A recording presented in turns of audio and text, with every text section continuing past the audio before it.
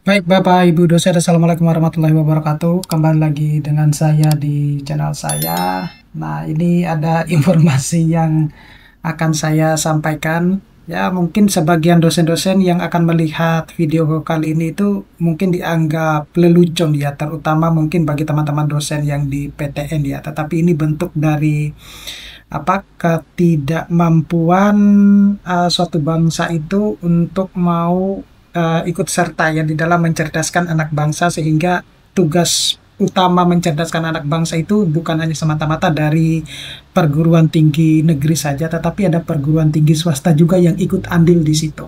Nah, tetapi ya itulah negara kita ya. Mudah-mudahan kedepannya akan jauh lebih baik ya tentunya pendidikan kita.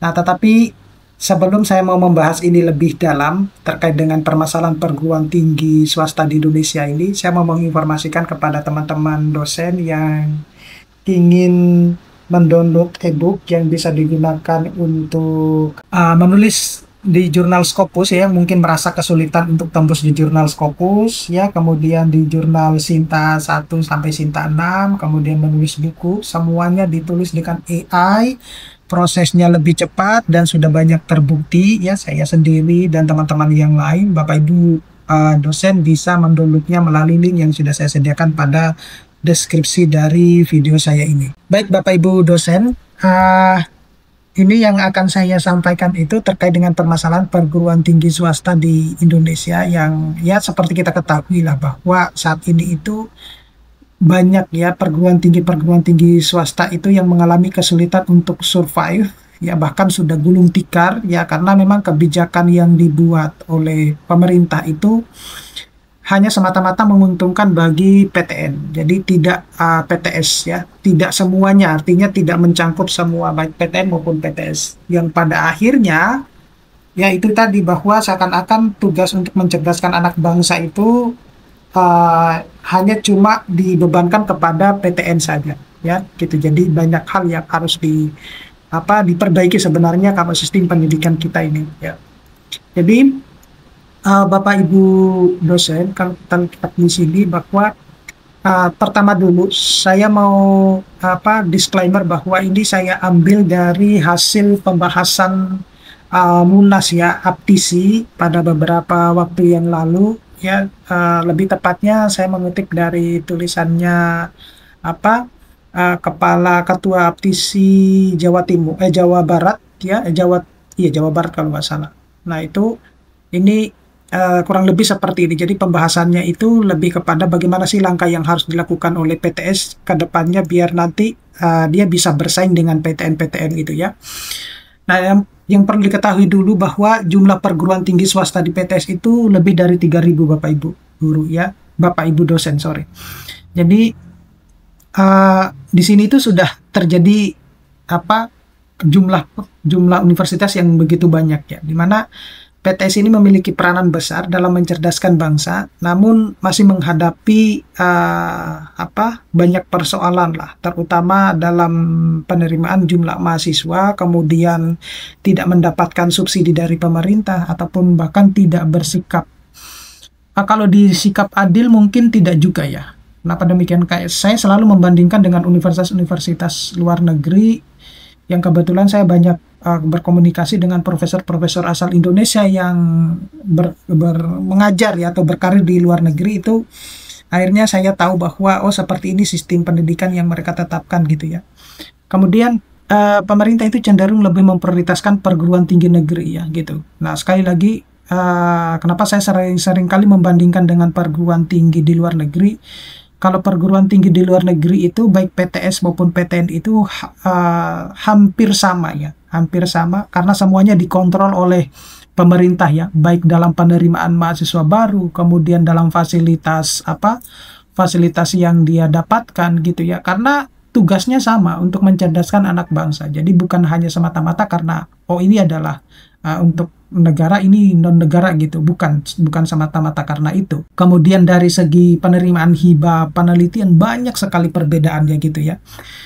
Kemudian kesenjangan dukungan kebijakan dan pendanaan menjadi tantangan utama di PTS-PTS di Indonesia. Nah ini yang menjadi tantangan kita ya ke depannya, bahwa Meskipun dengan jumlah perguruan tinggi yang begitu banyak ya, yang tersebar di seluruh provinsi, ternyata keberadaan PTS itu masih dianggap tidak begitu penting mungkin oleh pemerintah ya. Buktinya dengan tidak adanya kebijakan yang ditetapkan oleh pemerintah ya, terutama dalam penerimaan mahasiswa baru ya. Sekali lagi, kalau di luar negeri itu dikontrol oleh pemerintah, jadi masing-masing universitas itu bahkan sudah ditetapkan bahwa jumlah mahasiswa baru yang harus diterima itu hanya cuma sekian gitu ya. Nah, di Indonesia itu tidak semacam itu. Nah, kemudian bisa juga ada ketimpangan dukungan ya, di mana perguruan tinggi negeri itu selalu mendapatkan dukungan penuh dari pemerintah, baik berupa subsidi operasional ya, kemudian gaji dosen maupun anggaran penelitian. Nah, sementara di PTS itu harus bertahan secara mandiri ya, menggantungkan kelangsungan operasional dari biaya kuliah mahasiswa dan bantuan terbatas dari yayasan. Nah, akibatnya banyak PTS-PTS itu kesulitan menjaga kualitas dosen, fasilitas, dan program akademik mereka. Nah, ada juga persaingan tidak sehat dengan PTN. Nah, persaingan antara PTN dan PTS ini semakin timpang, terutama karena PTN kini itu membuka penerimaan mahasiswa dalam jumlah yang besar, bahkan membuka cabang-cabang PTN di daerah-daerah yang lain. Nah, bahkan melalui jalur mandiri juga ya. Nah, hal ini itu membuat calon mahasiswa itu cenderung memilih PTN yang lebih murah dan memiliki reputasi yang lebih tinggi, sehingga PTS kehilangan banyak calon mahasiswa potensialnya. Ini yang terjadi ya, bahwa ketimpangan dan persaingan tersebut ya, dimana dengan hal tersebut itu sudah jelas bahwa PTS itu akan selalu mengalami kesulitan di dalam, terutama dalam penerimaan mahasiswa baru ya, karena kita ketahui bahwa sumber utama kehidupan dari PTS itu ya dari SPT mahasiswa ya. Jadi itu yang harus dipikirkan oleh harus dipikirkan oleh pemerintah ya. Bahkan mungkin harus meminta bantuan dari DPR ya terkait hal tersebut ya. Meskipun pada beberapa waktu yang lalu itu juga beberapa perwakilan dari universitas swasta itu sudah menghadap ke DPR, tapi sampai saat ini tuh belum ada realisasi yang jelas ya terkait dengan hal tersebut. Nah, isu-isu krusialnya ya, kalau kita lihat di sini, jadi tentu dalam sebuah pertemuan APTIS itu tentu harus mencari solusi konkret ya bagi masalah tersebut ya, dimana ada peserta-peserta yang memang hanya di wilayah tersebut ya, artinya di perguruan tinggi di wilayah tersebut, perguruan tinggi swasta di wilayah tersebut. Nah, APTIS itu menyoroti lonjakan penerimaan mahasiswa baru di PTN ya. Dulu ada PTN yang menerima sekitar 1.200 mahasiswa baru. Nah, tetapi kini jumlahnya meningkat drastis ya, hingga 5.000 mahasiswa per tahun, bahkan lebih dari itu ya, bahkan sampai 30.000 gitu lah. Nah, hal ini tuh berdampak langsung pada PTS karena semakin sedikit mahasiswa yang mendaftar ke kampus oleh swasta ya. Oleh sebab itu APTISI itu akan meminta pemerintah menetapkan batas kuota penerimaan mahasiswa baru untuk PTN agar tercipta keseimbangan ekosistem pendidikan di Indonesia. Di sisi yang lain itu juga muncul masalah regulasi pusat dan daerah ya, dimana kalau kita lihat bahwa jumlah mahasiswa juga di universitas terbuka itu juga sangat banyak ya. Jadi APTISI juga menyoroti universitas terbuka yang saat ini tuh menerima ratusan ribu mahasiswa di seluruh Indonesia ya. Walaupun konsep UT ini berbasis pendidikan jarak jauh, tapi APTISI menilai pemerintah perlu membatasi kuota mahasiswa UT juga agar tidak menggerus potensi mahasiswa bagi PTS-PTS di daerah. Nah, selain itu ada juga yang kesenjangan dalam ini ya, kesenjangan dalam dosen ya, kesenjangan kesejahteraan dosen lah gitu. Jadi masalah lain yang mencuat itu adalah ketimpangan kesejahteraan dosen antara PTN dan PTS. Nah, dosen PTN itu mendapatkan gaji dari APBN, nah tunjangan profesi serta berbagai fasilitas penelitian. Nah, sebaliknya dosen PTS itu seringkali bekerja dengan pendapatan minim, bahkan ada yang digaji berdasarkan jumlah jam mengajar.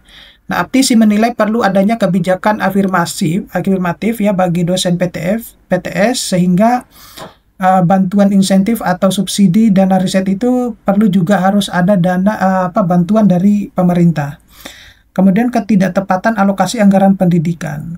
Nah, itu Aptis itu juga mengkritik ya realisasi anggaran pendidikan nasional yang dianggap tidak tepat sasaran. Menurut anggaran ya kedinasan yang seringkali ikut dihitung dalam porsi 20% anggaran pendidikan nasional, padahal seharusnya dana itu dialokasikan langsung untuk peningkatan kualitas lembaga pendidikan ya, termasuk di PTS gitu. Karena yang namanya APBN itu ya bukan semata-mata hanya cuma miliknya PTN ya. Ya, karena PTS juga ikut membayar pajak di situ, dan pajak itu kan masuknya juga ke APBN itu. Jadi bukan hanya semata-mata miliknya PTN gitu. Kemudian ada masalah regulasi dan hubungan pusat daerah. Nah, isu pengkotakan regulasi ya antara pemerintah pusat dan daerah ketika PTS itu ingin mendapatkan dukungan atau bantuan dari pemerintah daerah itu seringkali terkendala oleh batasan kewenangan hukum ya. Nah, banyak pemerintah daerah itu tidak memiliki dasar hukum yang kuat untuk menyalurkan bantuan langsung kepada PTS karena dianggap bukan ranah kewenangan mereka.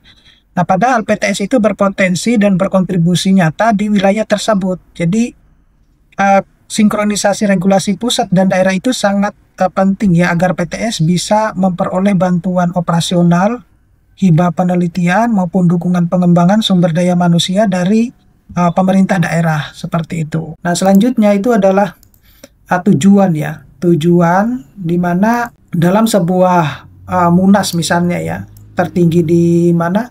Di Aptisi untuk memperjuangkan hak dan keberlangsungan PTS di Indonesia ada beberapa harapan utama yang ingin dicapai ya. Jadi kebijakan pemerintah yang lebih adil dan proporsional antara PTN dan PTS. Kemudian pembatasan penerimaan mahasiswa baru di PTN dan UT agar PTS itu memiliki ruang tumbuh. Kemudian peningkatan kesejahteraan dan kualitas dosen PTS. Ada perbaikan sistem alokasi anggaran pendidikan. Nah, sinergi regulasi antara pemerintah pusat di daerah agar PTS tidak lagi terhambat dalam mendapatkan dukungan.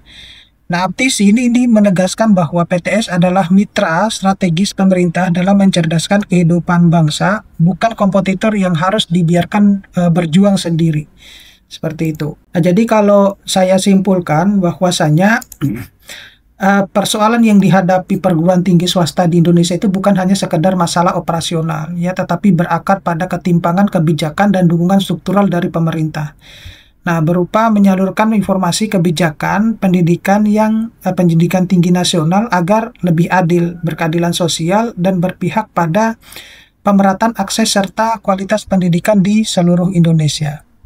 Baik, saya kira cukup sekian. Mudah-mudahan ini bisa bermanfaat Bapak Ibu dosen. Kita nanti akan sambung pada pertemuan-pertemuan berikutnya di next video. Saya akhiri, Assalamualaikum warahmatullahi wabarakatuh.